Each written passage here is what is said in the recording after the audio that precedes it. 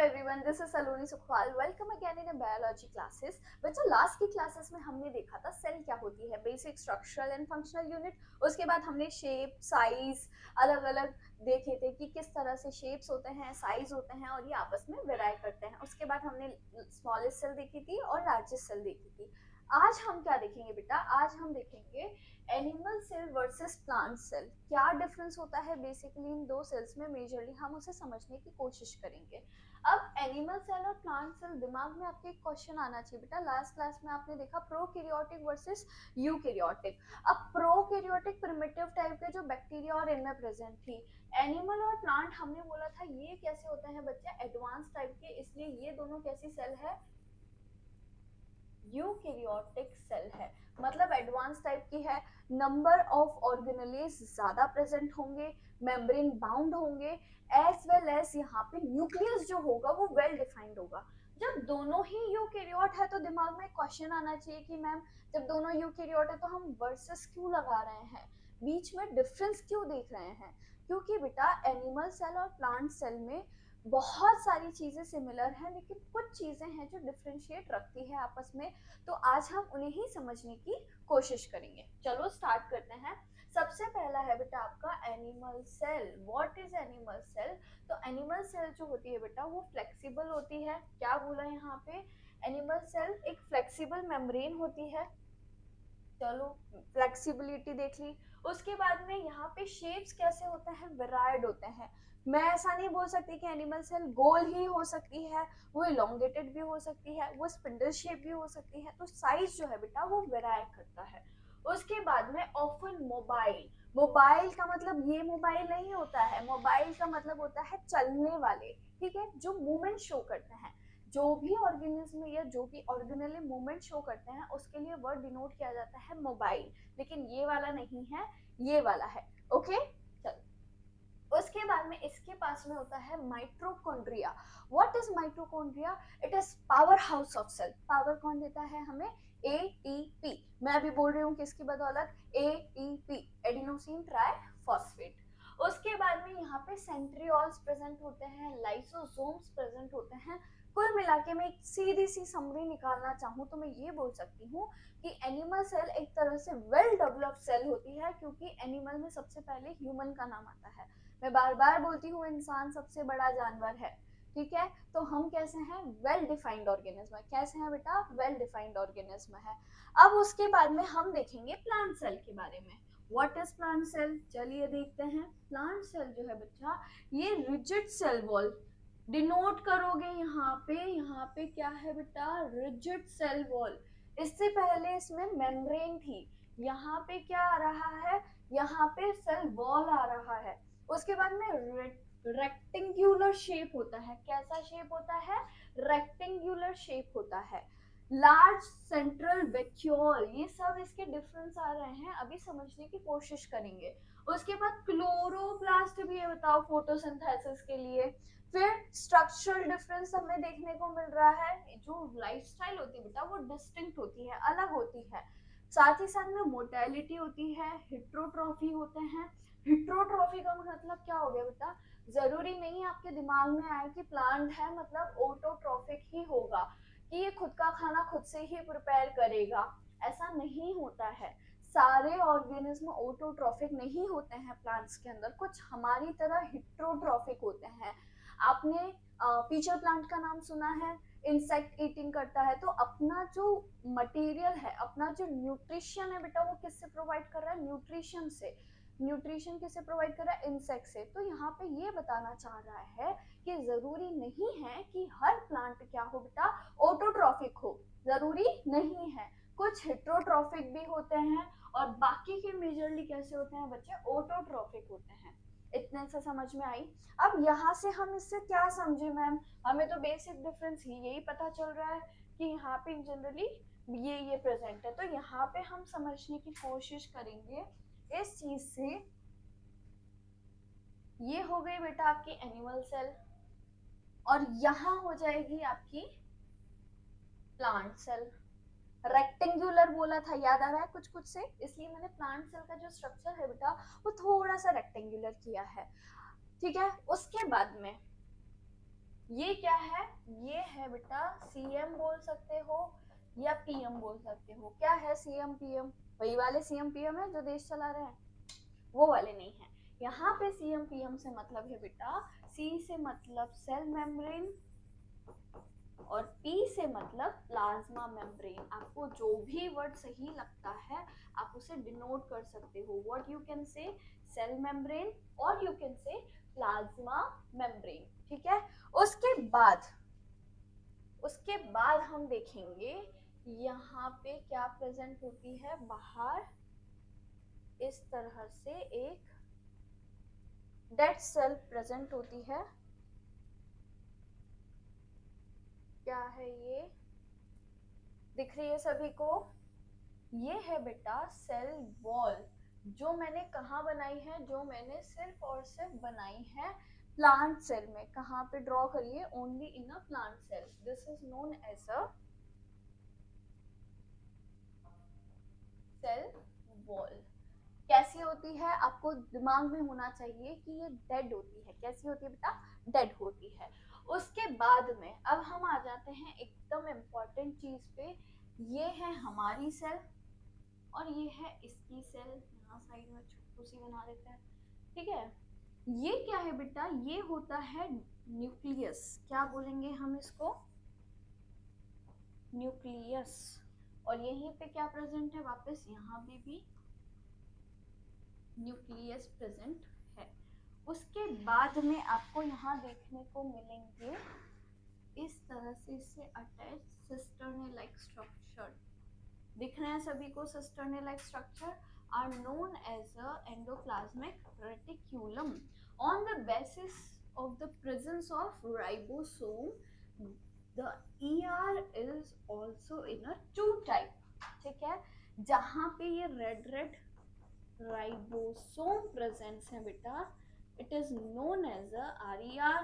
और जैसा कि आपको पता है कि RER rough endoplasmic reticulum, rough क्यों हुई, क्योंकि सरफेस पे पिंपल राइबोसोम आ गए। पिंपल आने की वजह से यहाँ पे क्या देखने को मिल रहा है कि राइबोसोम प्रेजेंट है। और ये क्या डिनोट करेंगे बेटा, ये आगे जाके सिंथेसिस करते हैं किसकी, प्रोटीन की। किसकी सिंथेसिस करेंगे बेटा, प्रोटीन की। उसके बाद में जिसके ऊपर नहीं है ये क्या कहलाएंगे, तो ये कहलाएंगे बेटा SER, स्मूथ एंडोप्लाज्मिक रेटिकुलम। आप बोलेंगे कि मैम अब ये तो राइबोसोम है ही नहीं, तो अच्छा बताओ ये किसकी सिंथेसिस करेंगे, तो ये करते हैं बच्चे लिपिड की सिंथेसिस। प्रोटीन बना रहा है RER, लिपिड बना रहा है SER। उसके बाद में same to same as well as हम यहाँ पे देखेंगे इस तरह से। फिर मैंने इसको साइड में क्यों बनाया, आपके दिमाग में क्वेश्चन नहीं आया क्या किसी के, क्योंकि बेटा यहाँ पे मेजर पोर्शन जो है वो किसने घेरा हुआ है, वैक्यूल ने। किसने घेरा है, वैक्यूल। यहाँ पे एनिमल सेल में पहला डिफरेंस आ चुका है अब तो दोनों के बीच में, कि वैक्यूल जो है वो एनिमल सेल में it may be possible, it may be not, present हो भी सकता है, ये पॉसिबिलिटी है, और नहीं भी हो सकता है। तो यहाँ पे वैक्यूल होगा तो भी बहुत छोटा होगा, बस इतना सा, इससे ज्यादा इसका कोई रोल प्ले नहीं होगा। उसके बाद में और क्या क्या देखने को मिलेंगे, तो आप बोल सकते हो कि मैम यहाँ पे माइटोकॉन्ड्रिया देखने को मिलेंगे। हाँ जी मिलेंगे, यहाँ पे भी मिलते होंगे, हाँ बिल्कुल यहाँ पे भी मिलेंगे। ये क्या है, माइटोकॉन्ड्रिया। उसके बाद आपने क्या देखा, उसके बाद आप देखोगे बेटा इस तरह से यहाँ पे, और राइबोसोम क्या यहीं प्रेजेंट होते हैं, नहीं, फ्रीली भी घूमते हैं। ये क्या है आपके, ये आपके लाइसोसोम्स हैं, ठीक है। कुछ पेरोक्सिसोम्स प्रेजेंट होते हैं इस तरह से, यहाँ पे भी बना देते हैं पेरोक्सिसोम्स। फिर उसके बाद में हम यहाँ पे राइबोसोम बेटा बाउंडेड भी होते हैं और फ्री भी होते हैं, बाउंडेड भी हैं और फ्री भी हैं, कुछ ऐसे खुले में भी घूमते रहते हैं, ठीक है। तो यहाँ पे बेसिकली आपको इतना समझ आ रहा होगा कि बेसिक डिफरेंस क्या है, ठीक है। अब बेसिक डिफरेंस लिखने की कोशिश करो थोड़ा सा।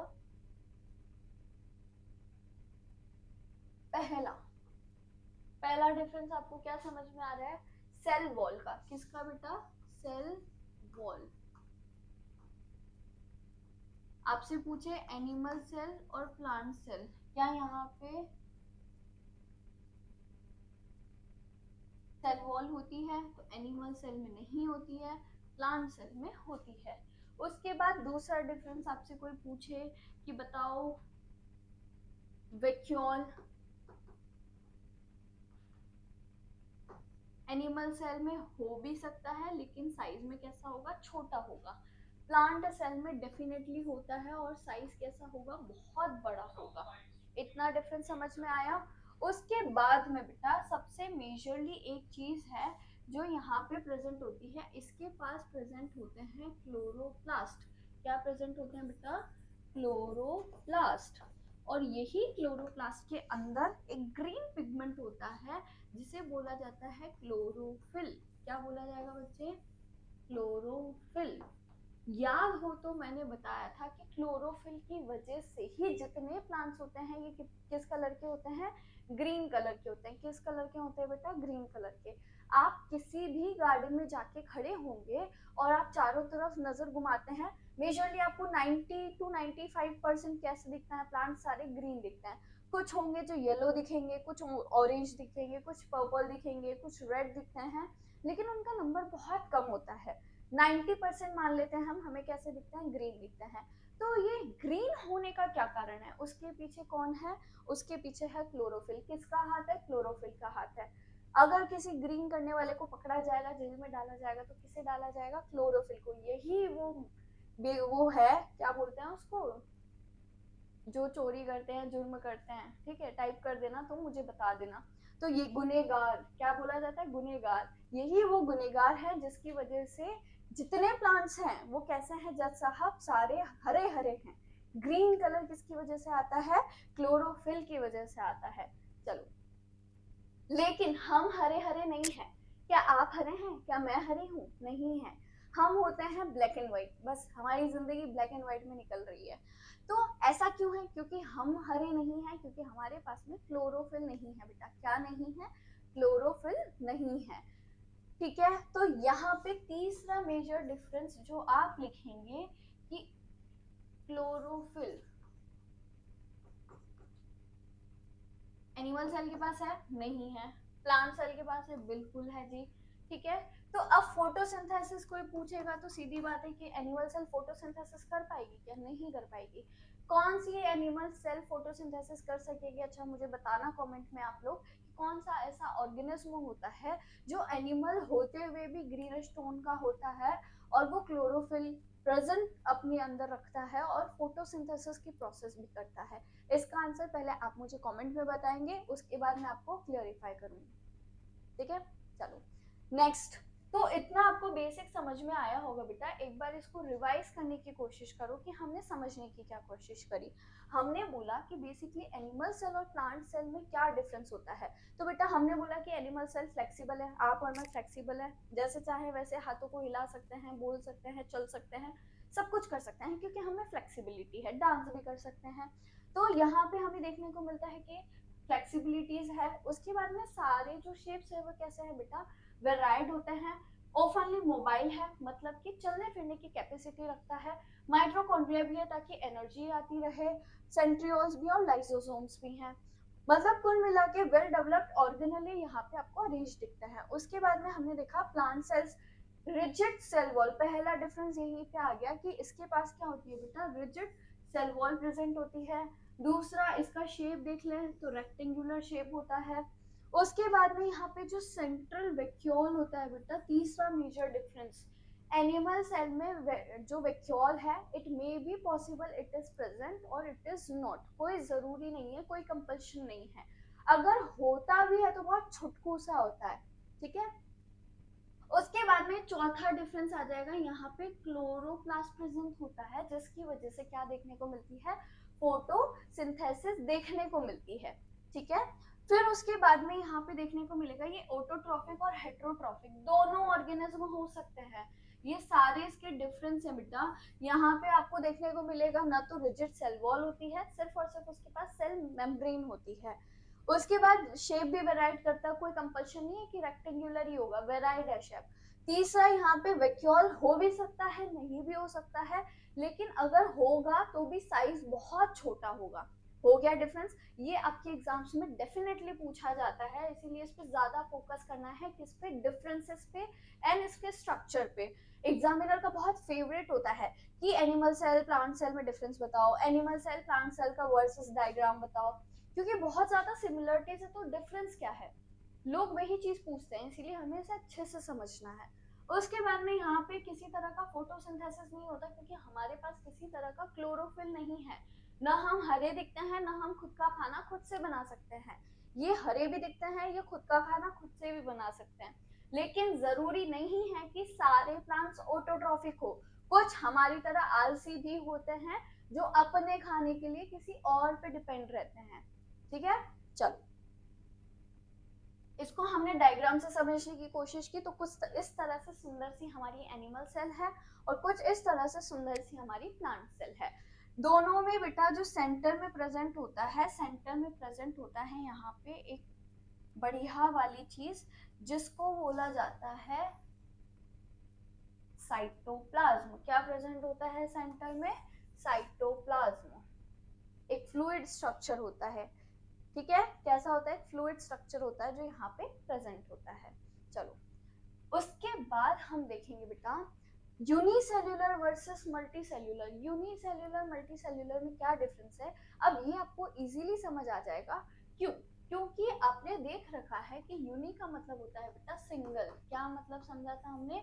यूनि का मतलब हमने बोला है सिंगल, और मल्टी का मतलब होता है बेटा मैनी। सेल्यूलर मतलब सेल, सिंगल। अब क्या हमें पढ़ने की भी जरूरत पड़ी? हमें तो हेडिंग से ही समझ आ गया कि हम क्या पढ़ेंगे। कैसे? देखो यूनिसेल्यूलर में बोला हमने कि सिंगल सेल, तो ऐसा ऑर्गेनिज्म जिसकी पूरी बॉडी में सिंगल सेल प्रेजेंट होती है उसे क्या बोलते हैं बेटा? Unicellular organism. मल्टी सेल्यूलर में क्या समझ आ रहा है? ऐसा ऑर्गेनिज्म जिसकी पूरी बॉडी में मल्टीपल बहुत सारी सेल्स होती हैं, तो उसे क्या बोला जाता है? Multi cellular organism. वापिस यहाँ पे ये लिख रखा है यूनिसेल्यूलर ऑर्गेनिज्म जो होता है, यहाँ पे हमें देखने को मिलता है कि इनकी जो प्रिफर्ड लाइफ होती है वो वन सेल में होती है। सच एस कुछ एग्जांपल्स हैं इसके, बैक्टीरिया, बहुत सारे प्रोटिस्टास कैसे हैं? यूनिसेल्यूलर हैं। वहीं पे मैं मल्टी सेल्यूलर ऑर्गेनिज्म की बात करूं तो स्पेशलाइज सेल्स होती हैं, स्पेशल टिश्यूज होते हैं, आगे जाके यही स्पेशल टिश्यू ऑर्गन का फॉर्मेशन करते हैं, और एक ऑर्गेनिज्म जो है वो अपनी नॉर्मल लाइफ को परफॉर्म करता है। तो बहुत सारी सेल्स होने की वजह से हमें बहुत सारे मॉडिफिकेशंस आए। ठीक है, और ये इसमें किसका एग्जांपल हो जाएगा? तो इसमें हम खुद भी हैं। हम सब कैसे हैं? Animal plant. हम है बेटा मल्टी सेल्यूलर ऑर्गेनिज्म, जो कि अभी हमने लास्ट में देखी भी थी कि एनिमल सेल कैसे दिखती है और प्लांट सेल कैसे दिखती है। किसका एग्जांपल है वो? मल्टी सेल्यूलरिटी का। बहुत सारी सेल्स से मिलकर के हमारी बॉडी जो है वो बनी हुई है। उसके बाद में यूनिसेल्यूलर और मल्टी सेल्यूलर में अगर बेसिक डिफरेंस पूछा जाए तो क्या होगा बेटा? यूनिसेल्यूलर मतलब कि एक इंडिपेंडेंट लाइफ, यहाँ पे बिल्कुल इंडिपेंडेंसी है, कोई टोकने रोकने वाला नहीं है, कोई नहीं बोलेगा। जैसे घर में आप अकेले होते हो, ठीक है, तो उस दिन आप अपने आप को इंडिपेंडेंट फील करोगे कि आज तो मैं मैगी भी बनाऊंगा, आज तो मैं आराम से मूवी देखूंगा, आज पढ़ाई थोड़ी कम करूंगा। जनरली आपके एक अलग अलग शौक होते हैं, तो यहाँ पे आपको देखने को मिलता है उसी तरीके से यूनिसेल्यूलर में पूरे घर में एक अकेला ऑर्गेनिज्म है। ये पूरा घर है, इसमें एक अकेला ऑर्गेनिज्म है, तो चारों तरफ इसी का राज है, सब कुछ कौन करेगा? ये अकेला करेगा। ठीक है, मल्टी सेल्यूलर में ये ऑर्गेनिज्म में अंदर सेल ही सेल, इस पूरे घर में ज्वाइंट फैमिली है, कोई एक काम देगा, कोई दूसरा काम देगा, इंडिपेंडेंसी तो है ही नहीं। जो दूसरों ने बोला है या जो काम आपको दिया गया है वो आपको करना ही करना है। ठीक है, उसके बाद में ये कहा तो मेटाबॉलिक, रिप्रोडक्शन, इन सभी के लिए कौन रिस्पॉन्सिबल होता है? Single cell. मतलब सारा काम बेचारी किसको करना है? इस अकेली सेल को करना है। मजदूरी ज्यादा है यहाँ पे, मेहनत ज्यादा है, क्योंकि पूरे घर में ये अकेली है तो मेहनत इसके ज्यादा है। यहाँ पे डिवीजन ऑफ लेबर हो जाता है, मतलब काम बट जाता है। तीन चार भाई बहनों, मम्मी ने बोला एक झाड़ू लगाएगा, एक पोछा लगाएगा, एक सफाई करेगा, एक मार्केट जाके कुछ सामान लेके आएगा, तो इस तरह से डिवीजन ऑफ लेबर, काम का बंटवारा हो गया। स्पेशलाइज सेल होती है जैसे muscle cells, nerve cell, epithelial, सबको अपना काम दे दिया। मसल्स को बोला आपको मूवमेंट में हेल्प करनी है, नर्व सेल्स को बोल दिया आपको जाके इम्पल्स को क्रिएट करके ब्रेन तक लेके जाना है ताकि पता चल सके कि क्या हो रहा है।